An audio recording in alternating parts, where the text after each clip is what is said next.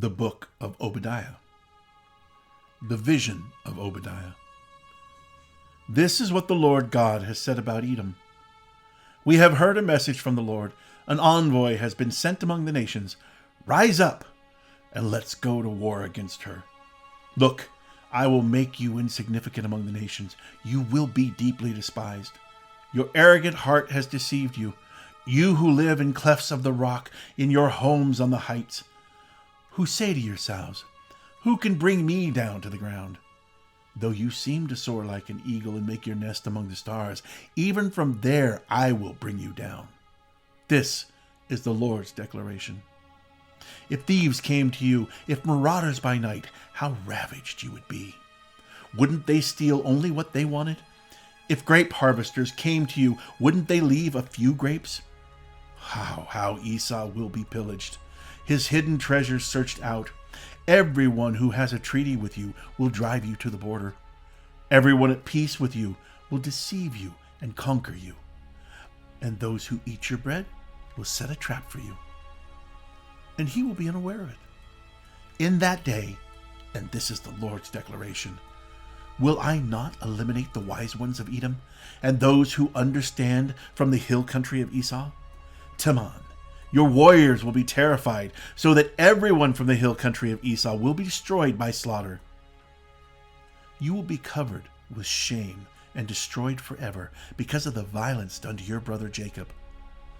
On the day you stood aloof, on the day strangers captured his wealth, while foreigners entered his city gate and cast lots for Jerusalem, you were just like one of them. Do not gloat over your brother in the day of his calamity. Do not rejoice over the people of Judah in the day of their destruction. Do not boastfully mock in the day of distress. Do not enter my people's city gate in the day of their disaster. Yes, you do not gloat over their misery in the day of their disaster, and do not appropriate their possessions in the day of their disaster. Do not stand at the crossroads to cut off their fugitives, and do not hand over their survivors in the day of distress. For the day of the Lord is near against all nations. As you have done, it will be done to you. What you deserve will return upon your head. As you have drunk on my holy mountain, so all the nations will drink continually.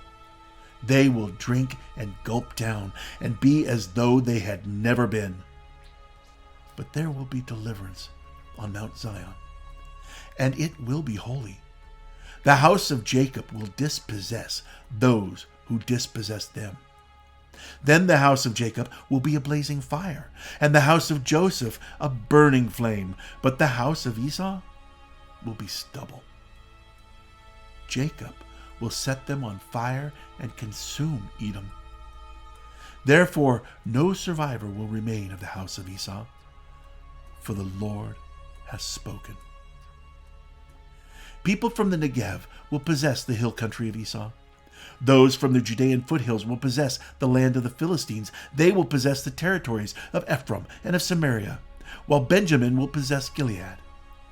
The exiles of the Israelites who are in the Halah, and who are among the Canaanites as far as Zarephath, as well as the exiles of Jerusalem who are on the Sepharad, will possess the cities of the Negev. Saviors will ascend Mount Zion to rule over the hill country of Esau, and the kingdom will be the Lord's.